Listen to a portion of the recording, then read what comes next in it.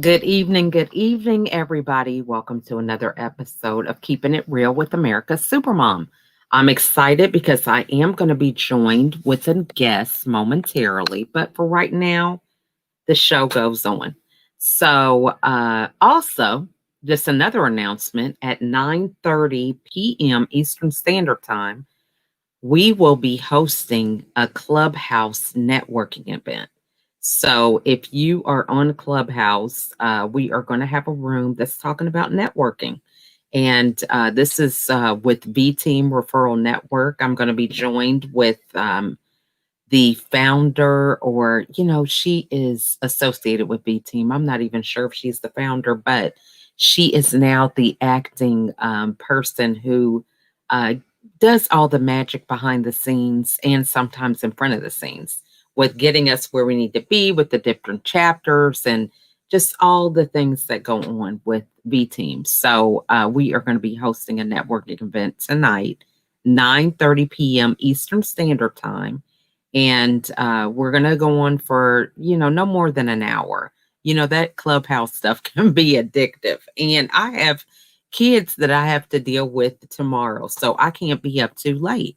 But we're going to be having you get up on the stage, say a 2-minute introduction, and we'll give you a networking tip and marketing tip. So we're looking forward to that. Well, my guest has arrived. And, that's just one of the things about being so busy and actively conducting business, virtually or sometimes in person. It just depends on whatever your vocation is. But duty does call. And when we're parents and business owners, there's just things that we're doing. So we are excited to have Melissa join us. So I'm going to bring her right on up. Hey, Melissa. Hey, Michelle, how are you? Good. How are you? I'm doing awesome. Thank you. And sorry I was a few minutes late and I just heard what you just said and it's so true, but I just have to say thank goodness for Zoom because I didn't have to drive anywhere in between. That might have made me be like 15 minutes late or something instead of just a minute and a half. Well, it might be a little longer than that considering you are quite a ways from True. me, me being in Georgia. So Yes, that would be a very long drive. so before we get into our interview, tell everybody a little bit about you and what you have going on right now. Sure. So I'm an integrative health practitioner and registered health coach. And what does that mean? Well, here's the interesting thing. I don't diagnose and I don't cure. But what I do is I help you get to the root cause of your health issue.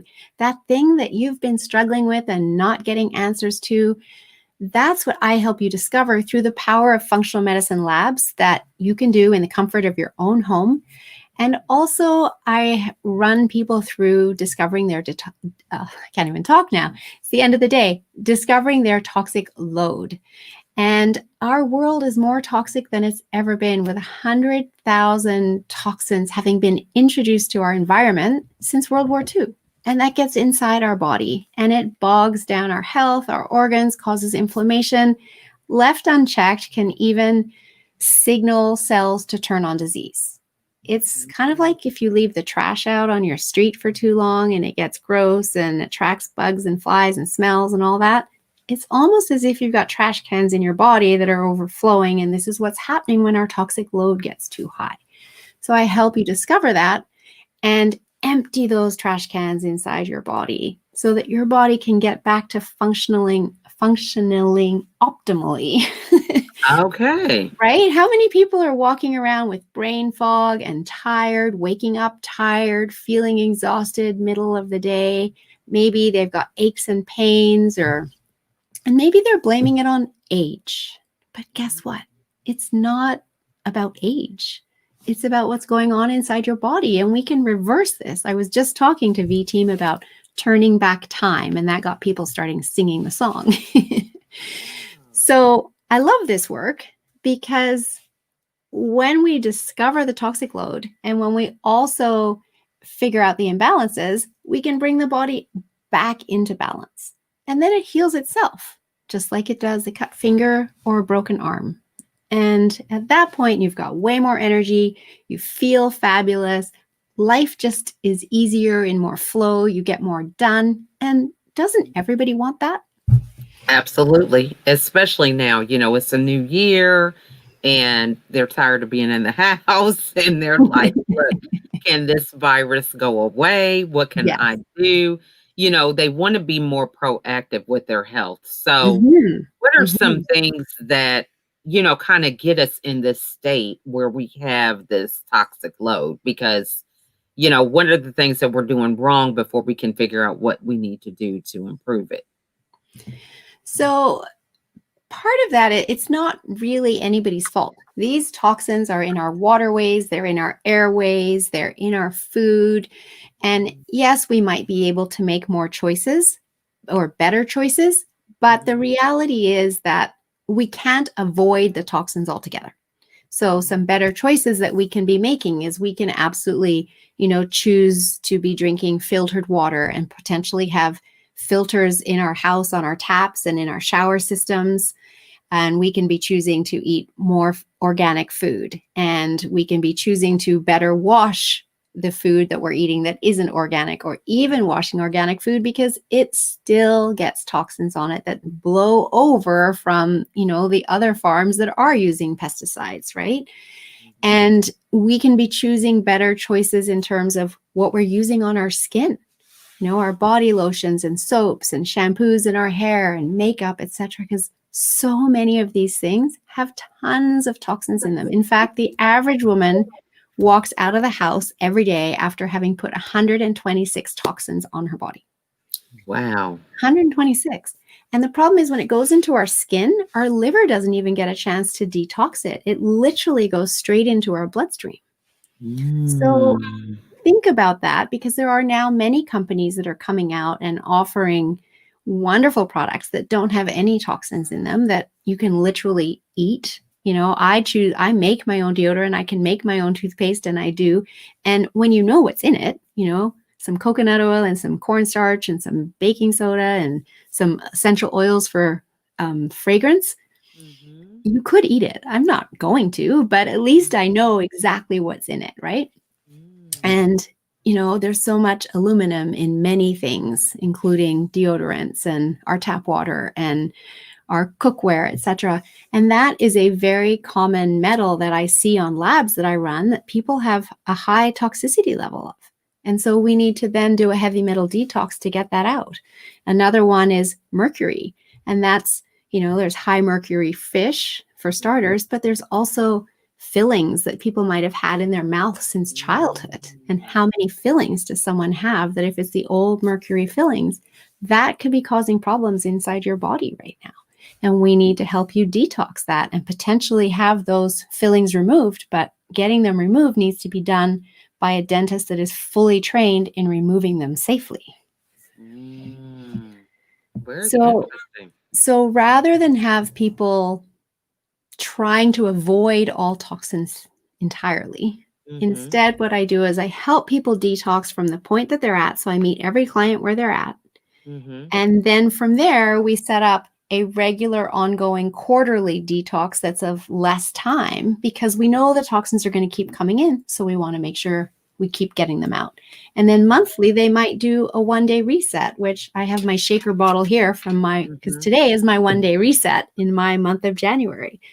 So I teach people about this and how to detox, and rather than stressing about not letting any toxins in, to live life joyously but Mhm. take action to ensure the toxins are getting out.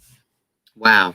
Now, so what are some things that we could do, baby steps that can be part of our maintenance with kind of with these toxins? You know what I mean? So, like, they say fiber's good and drinking water. So, things that we could start out just organically as baby steps, because so many people try to do this major overhaul. It's like, oh, it's a new year. I'm eating right. You go to the store, you take one trip, get all this stuff that you don't even know how to make and ends up going bad in your refrigerator, right? Yep. So what are some things that we can start, building blocks that we can start do that's more practical? So I will definitely give you some building blocks, but I totally hear you on what you're saying about that new year intention. And so my business is actually called Your Guided Health Journey. And the reason for that is because it is hard to change the way you've eaten over a lifetime of eating, right? And so often I see, people do food intolerance testing, for instance, and you can do that with me or you can do it with a naturopath.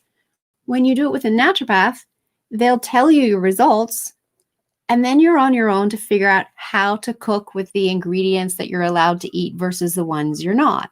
And that can be difficult and confusing, and you're not sure if you're doing it right. So you might go to Dr. Google and you try some things. And because you're really not sure and it feels hard and it takes more time, guess what happens? You fall off. Right back. Yeah. Right? So for me, what I do is I give you the results, but I also provide recipes and meal plans and shopping lists and an app that you track how you're doing. So I'm seeing that, and you have the opportunity to ask questions through the app. So you feel fully supported. And as a result, you can be successful. And through doing this, I actually have a 100% success rate in helping people through my 21-day detox program, which is a bigger, more difficult program that if you try to do it by yourself, you have a high chance of falling off. But when you do it with this level of support, you can be very successful. So I'm running one of those programs right now. But in terms of what people can do as baby steps is, first of all, look at what you are eating. And you might not be able to afford to eat everything organic, but there is the Clean 15 and Dirty Dozen, which you can get off the Environmental Working Group's website, EWG. And it lists 15, the Clean 15 are fruits and vegetables that don't tend to absorb the pesticides as much. So you can go ahead and buy those not organic and feel good about that. But then there's the Dirty Dozen. And those ones absorb them a lot. And those are the ones that you really don't want to be buying if they're not organic. Or if you do buy them not organic, then you need to wash them well and prior to eating them. So that's one place that you can go to for some resources and figuring out your food and how you're eating.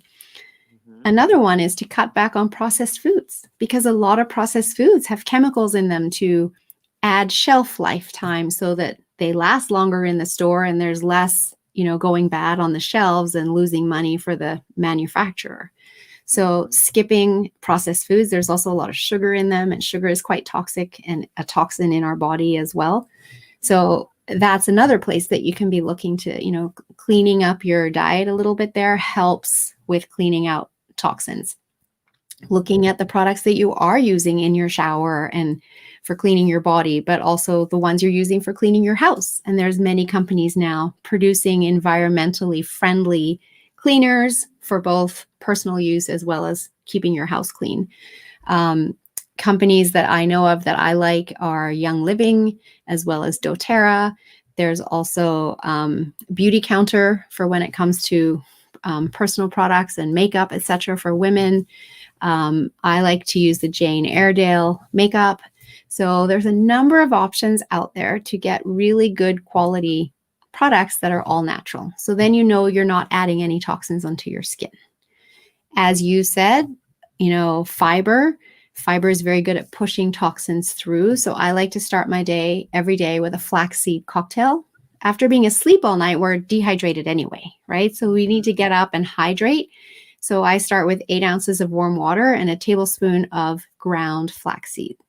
And I drink that down. And I have to have a spoon in it to stir it because otherwise it sinks to the bottom like sawdust. Does it taste delicious? I don't think it tastes like anything, really. It doesn't bother me at all. But I know that flaxseed is pushing toxins through my body and out. And of course, our body detoxes overnight, right? So I want to just kind of help with that process and get it out.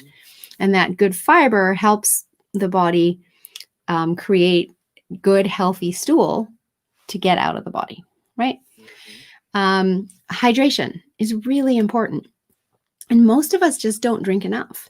Mhm. And on an average day, we want to be drinking half of our body weight in ounces. So say you weigh 150 pounds. Half Mhm. of that is 75 pounds. So you take 75 ounces and go, okay, that's almost 10 cups of water. Not coffee, not alcohol, not pop, not juice. Water and herbal tea. And the water can be flavored with the juice of like half a lemon or half a lime or something, but it needs to be water or herbal teas, and preferably warm, not ice cold, because the body better absorbs warm water, Mm. room temperature or warmer. So that's what you want to drink every day. And Mhm. if people stop and think about it, are they really drinking 10 cups of water if they weigh 150 pounds? Right. And then, if you are actually doing a detox program and actively wanting to move these toxins out and flush them through, you need to go up to 2/3 of your body weight in water. So at 150 pounds, now we're at 100 pounds is 2/3. So that's 100 ounces. Well, that's now nearly 12 cups. Mm. And some people might say, I just can't drink that much water. But here's the really interesting thing about our human body is it's like a sponge. So if you think of a dry sponge, a brand new sponge that you just brought at the store and you took it out of its plastic wrap and you hold it under the tap, what happens? It starts getting soft and, absorbing the water. Eventually, but at first the water just kind of goes down either side of it, Oh, yeah, right? yeah. Mhm. Until enough water gets into it and it starts to soften and then absorb more water. Well, our body is like that too. So if we haven't been drinking enough water already, we are like that dry, hard sponge. And it takes a little bit of effort for the body to then become the soft, absorbent sponge. So it might take a week as you slowly increase from only drinking 5 cups of water a day to Mhm. 8 to 10 and not feel like you're having to urinate every 45 minutes or wake up overnight to urinate. But as your body becomes more absorbent, you will not have to urinate as often and you will be treating your body really well. We are made up of water. Our brain is made up of water. And think about it. If you get a headache, how often is it because of dehydration? Have Right, you tried drinking 8 ounces of water to get rid of that headache? right. Or do you go straight for the Tylenol or the Advil to get rid of the headache? Next time, try drinking the water because chances are you've got that headache because you're dehydrated. Because the brain is made up of fat and water, when it doesn't have enough water, it can't work properly. And it's simply a signal to your body for you to do a check in and go, why do I have this headache? And what can I do about it? Mhm. So true. I've heard that so many times that a lot of times when we have ailments, it is a sign of us not having enough water, and we go to all these other chemicals or food or something that is even going to make the body work harder rather than Exactly. even because it's like, Exactly. what is this you're putting inside me or Yes. whatever? Yeah. Yes. So it's always Mhm. that struggle. Our body's sending us a signal and we haven't learned how to interpret it. And out of habit, we're misinterpreting because we've been taught a few misnomers like, if you're sick, go to the doctor and he'll give you a magic pill to get better. Mhm. Well, there are no magic pills, right? Mhm.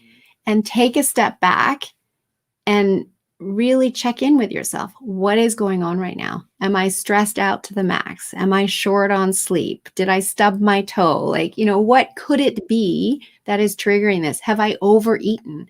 Have I eaten food that I know my body doesn't love? And every time I eat it, I feel like this. Mhm. Well, That's a good one. that isn't something to then mask with painkillers to make ourselves feel better. That is something to be more cognizant of. So next time you choose not to eat it ahead of time because you Right. know how it's going to make you feel. And it's also a sign of potentially a gut that isn't happy, overstressed, overworked, and maybe we need to do some cleaning because we all have a tipping point in our body. Mhm. And when we tip past the point is when our body starts talking to us. So again, a lifetime of eating and all these toxins coming in just bogs our body down. And we might have been able to tolerate certain foods before. The body didn't love it, still spoke to you, but you weren't really paying attention. And now the body's like, can't do this anymore. You need to help clear some stuff out, right? And that can happen with foods that you've eaten over the long term. And when we clear the body out, you can go back to eating them again, but you're not going to eat them 7 days a week. You might eat them 1 day a week, and then your body can tolerate it as long as you keep your body clean. If you let it get all bogged down with toxins again, then you're going to hit another tipping point, right? Good point. Yeah. So, and even I've heard, like, as children have a strong thirst reflex. So as we get older, when we're really thirsty, we mistake that for hunger instead of drinking water. Yes, that's definitely a factor. And so again, depending when it was the last time you ate, you might want to be like, I'm feeling like I'm hungry, or my brain's telling me I'm hungry, but am I truly hungry? And have a glass of water, 8 ounces of water, and wait 20 minutes and see, am I still hungry? Because you probably aren't, right? And there's other reasons why you might have your brain signaling that you're hungry when you're not, or really shouldn't be eating. But if you've had a bad night's sleep the night before, right off the bat, you're going to wake up tired, and your brain looks for energy to start your day. And where do we get energy from? Food and sleep, right? And so if we didn't get enough sleep, the brain's going to be asking for energy right away. So we might be reaching for food. And throughout that day, in order to keep our energy level up, we might constantly reach for food. And if it's sugary food, it's going to be short-lived, which means we want more and we want more. And we're not giving our body the break in between meals. So we should be eating about 3.5 to 4 hours between each meal. If we're not giving it that much time, it means we're just eating and digesting, eating and digesting, eating and digesting all day long. And a healthy digestive system uses 30% of your energy. So if you're always digesting, then that energy is not available to your cognitive function or your workout routine or whatever else it is that you're doing. So your brain's asking for more energy, but you keep putting more food in, which just uses more energy. And so you're not really getting anywhere, right? And you're stuck on this cycle of like a hamster wheel, as opposed to, getting a good night's sleep, waking up refreshed, eating a nutrient-dense meal, or even starting your day with a shake, which is super easy to digest, uses less energy. So now you have more energy to start your day. And eating every 3.5 to 4 hours, which allows digestion to stop. And then it actually allows your cleaners to come out and clean, because your lower intestinal tract wants to stay super clean, but it can't be in cleaning mode when the body's in digestion mode. So you have to allow digestion to end for cleaning to start. And it's super fascinating because that gurgling sound you hear in your stomach that you think is a sign that you're hungry? And we've all, kind of grown up thinking that. It's actually a sign that your cleaners are coming out to play. And so ever since I learned that, I celebrate when my cleaners come out to play, because I'm like, yay, they're cleaning out my system. And I don't associate it with hunger anymore. I associate it with, I've eaten food long enough ago that digestion is over, and now my cleaners can play for maybe another hour, and then I'm going to eat again. So I have that break. And that's another way to keep toxins moving through the body and out that people can do right now at home easily. Just space out your meals a little bit more. And when you're eating nutrient-dense, whole plant-based food, and you can have animal protein in there, et cetera, as well. But instead of food you buy in a box, if you're eating food that you cook from scratch, that is going to allow you to have a larger gap between meals. So that's a super long answer. That's good. I like that. Now, so, how much of this makes a difference for the portions that we're eating? So yes, the portions are really important as well. And I actually have different meal plans for people depending on whether they're in a weight maintenance mode or a weight loss mode or a weight gain mode, because some people are, particularly athletes, et cetera, right? And so in each of those, the amount of protein is about the same. It's a half to 1 cup of protein per meal. And Mhm. probably a lot of people are eating a lot more than that. And Mhm. that is harder for the body to break down as well. And in addition to that, whether you're at maintenance mode or weight gain or weight loss is going to depend on how much starch you're eating and how much fat, good healthy fat that you're eating, and how much vegetables that you're eating, right? So it varies based on what place you're at in terms of your weight. But in many cases, people are actually eating too much. So my trick for that is to serve yourself less than what you normally would. And then, and sometimes that's hard because you're like, this is really good. I want to eat it all. So my mindset shift around that is if I serve myself less, I can get leftovers of this tomorrow. And then I don't have to cook more. So that's a bonus, right? But I serve Right. myself less now, and I'm going to eat it really slowly and mindfully. We all rush through our meals. And when we do that, the brain doesn't have a chance to signal. The communication between the gut and the brain doesn't have a chance to tell you you're getting full. And you eat it all up before you are full. And so what we need to do is slow down and eat over the span of about 20 minutes, ideally, in order to allow digestion to not be in a stressed out state and happen slowly, and be able to signal your body that you're getting full and you can stop eating now.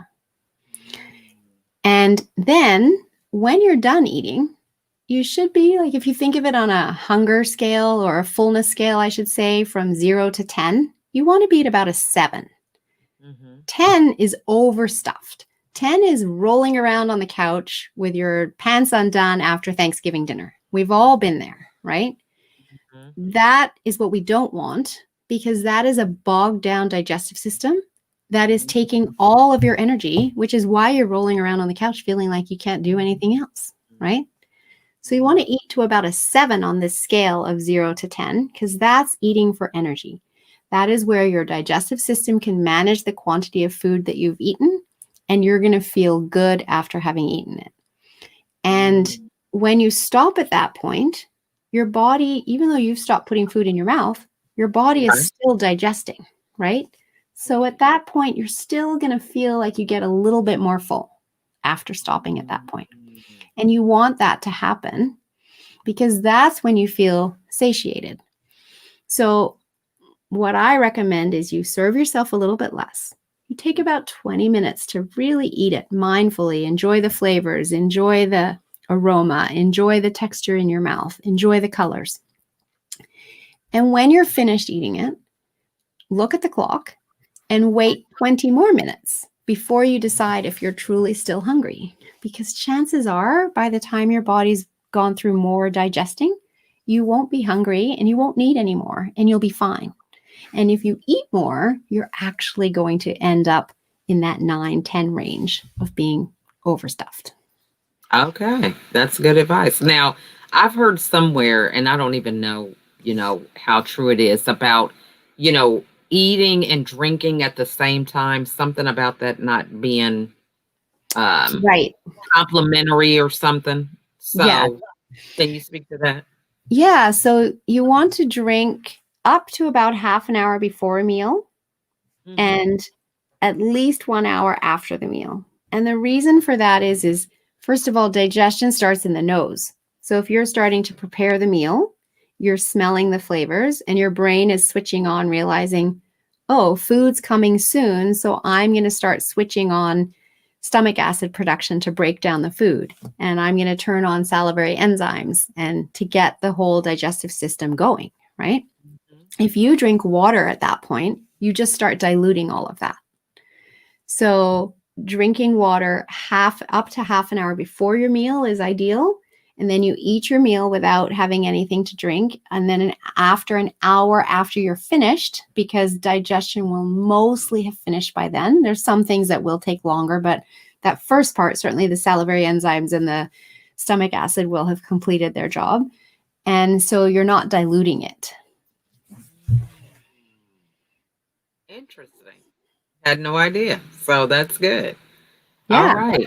Well, this has just been very informative. And I think this is really a great way for a lot of people to address the whole eating for a lifestyle, because Hmm. so often we're like, I want to lose a few pounds. I'm going to start this diet. But, it's more about educating yourself about how you want to take care of your body over the long term. It's a marathon, not a sprint. So I love all Absolutely. the insights that you've shared with us. And I guess my last question would be about the preparation or the mindset for maintaining this type of healthy eating or taking care of your body, because you have those days where it's like, oh, I've been working all day, I just want to drive through the fast food, or certain things that you establish systems and some kind of automation to make it so that when you have those days, you're not completely fallen off of what it is that you're doing. So what kind of things do you do to kind of maintain the level of consistency and discipline for eating right? Right. So I also want to come back and talk about diets because you mentioned that earlier. But in terms of maintaining discipline and consistency, is there's a few things. First of all, when we plan, we are always more successful than if we just try to fly by the seat of our pants, right? So we're all busy, we're raising families and we're working, etc. And some work days might be longer than others, or maybe there's extracurricular events happening over the dinner hour some nights. And it's like, I don't have time to make food, so I'm going to go through McDonald's, right? So my recommendation is if you work with a meal plan and you plan it out ahead of time once a week, and maybe you spend some time on the weekend preparing meals that you can put in the freezer or put in the fridge so that you can have them ready for those nights when you don't have time to cook. And they're ready and they can be warmed up and served relatively quickly. So that's step one. Also, in terms of the mindset, what I love about our human body is that when we create the environment for healing, it responds really quickly and we start to feel better. And so that's a beautiful thing, because when we get those kind of results quickly and we start to feel better, it gives us the motivation to keep going. And so we just have to have the mindset for a short amount of time on the right program to get those results starting. And then we can keep going and the body keeps responding. We feel better and better. And everything becomes a choice, right? We know how good we can feel. We know how bad we can feel. And then we can start putting things in perspective of, if I eat this, how is it going to make me feel? Mm-hmm. What have I got on in my day tomorrow? Do I have a presentation first thing tomorrow morning? Do I want to wake up feeling like crap? No. So I'm not going to eat this now because I know that's how I'm going to feel. Or it's Saturday morning and I really like this and I want to eat it with my family tonight. And I don't care if I can't get up tomorrow night because I've got time to lie around in bed or sit on the couch and watch TV. And if I don't feel 100%, that's okay. Right. Mm-hmm. So we start to be able to make those kind of choices. But Mm-hmm. the other thing that's really important is that we're all human. None of us is 100% perfect. And so I don't ask anyone to be 100% perfect. I do guide people through the detox plan to the best of their ability, right? Mm-hmm. But when we're through that, I get them onto a program that they can live with comfortably based on an 80-20 rule. So 80% of the time, we're going to make really good choices about how we're fueling our body. And 20% of the time, we're going to get to treat ourselves, celebrate, have fun with friends, and enjoy life so that we can stay to the course 80% of the time. Because if I ask you to do it 100% of the time forever and ever, you're going to end up at zero. Mm-hmm. I'd rather have you move through life at 80%, Love that. right? And Mm-hmm. so that is highly effective for people and it helps people do well as they shift the way they're eating. And as soon as their body starts responding, that's when all of my clients are like, oh my God, I had no idea how bad I felt. I had no idea how good I could feel. This is amazing. And they get excited about learning new recipes. They get excited about finding new foods to eat. Sometimes I challenge my clients to go to the grocery store and buy one new vegetable a week that they've never cooked with before. And it kind of becomes fun, right? Figuring out how I can incorporate that into a meal, etc., and just discovering new foods. We spend so much of our time in this place of habit of eating the way we always ate because it's So easy. true. It's So easy, true. right? I get Mhm, that.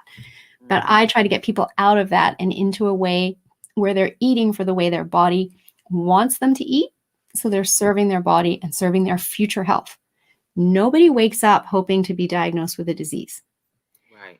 But what we put in our body today affects our health 2 years from now, 5 years from now, 10 years from now. Mhm, So if we're making the right choices 80% of the time, we are mitigating the chance of disease substantially mhm. and putting life into our years rather than just years into our life. Wow. So back to diet. You were Mhm, talking about that. And there are mhm, diets out there, and there are so often people saying, you have to do keto, you have to do paleo, you have to do this. And the mhm. reality is, there are as many diets on the planet as there are people. Because Mm, each of our microbiomes, our gut, is different. From the moment we're born, we will eat something different to our mom who's passed it down. In fact, it's passed down 4 generations. So mhm. we're all different. So we actually need to really tune into our body. And I have some programs to help people figure out what is the right type of protein for you. Do you do better on plant protein? Do you do better on animal protein? And Mhm. with the, are you gaining weight or you're losing weight? And we really help them figure out the right way to eat for their body rather than sticking to the dogma of a specific diet plan. I It love has that. to be what's right for you. So that's why I said earlier, I'm not going to tell you that you can't have animal protein or that you can't be vegan. I don't care what you are. I want you to figure out what your body does well with to optimize your energy, to optimize your cognitive function and mental clarity and focus, and to optimize your health. I love that, and I mean, so true. And I think just so many things that you've said, like, knowing your body, the warning signs. So often we just are on autopilot. You're busy doing work and, shuffling from this responsibility to the next, that when your body sends you signals, you really don't know how to read them. Just something as simple, like we said, you're thinking you're hungry and you're really thirsty. So, Right. you can only imagine some of the other things that we just ignore or just don't know how to diagnose because we don't give ourselves that space to really Exactly. be that in tune with our body. So, I mean, great points that Exactly. you have And shared we've with just us. got so busy in life. And I Mhm, think over the last few generations, we've just kind of forgotten that. But mhm. now with holistic health, I'm really wanting to bring people back to that because our body truly knows. And when we learn how to tap back in and understand, and we're not going to get it perfect right off the bat, but Right. as we get better at it, we're going to recognize the signals and know what our body's asking for. Oh, And then we get to live in that place of great energy and feeling awesome and, clarity, et cetera, et cetera. So so true. Now, so what's the best way for the audience to get a hold of you? my website is simply yourguidedhealthjourney.com. And I would love to offer to your audience, anybody who's interested in taking action or has questions about what they can do for their own health, is invite them to a 30-minute complimentary call with me so that I can understand what they're trying to achieve and let them know if that's something that I can help them with, and they can get to know me better and decide if I'm the right person to work with. And they can simply click at the top of my website. I have a button called Work With Me, and click that button and book your session. And I'd be happy to have a conversation with you and guarantee you'll learn more out of it and potentially get some answers you've been looking for. Awesome. Well, I encourage everybody who is watching to make that call, get on that website and do it because, so often we want things to be different and we're afraid to get started or, we do all this research, we get overwhelmed, we don't know where to begin. And, it's so important that when somebody resonates with you, for you to take action. Sometimes we're just like second guessing, that you want something different, and then when it comes in front of you, you're afraid to take action. So I encourage everybody to reach out to Melissa and think about your body. Think about the things that you're putting in it for today. It can affect tomorrow, next year, 5 years from now, and that's something to be mindful of. So what parting words would you like to share with the audience, Melissa? Well, I would love people to consider discovering their toxic load and just to see what it is because it is such a great starting point. And I can give you that link so that you can post it after this interview. Mhm. And, even for people that are wanting to lose weight, guess what? Toxins weigh something. And so getting them Absolutely. out, it makes a difference. And when you do it through a guided program where the weight loss is at a rate that is healthy, then you're much more able to keep that off. And this program also preps you for changing the way that you're eating and changing your lifestyle. So it's an all in one. It's not just a buy off the shelf, do it yourself, give up after a couple days. There's a lot of learning that comes with it, but because it's fully guided, it's everybody can do it. I Everybody love can do it because I meet everyone exactly where they're at. So awesome. Well, you guys, I'm telling you, I encourage you to reach out and, hopefully you were taking notes. If you weren't, go back and rewind it. I know it's a lot of material to hear in one session, but, we have to be proactive with our health.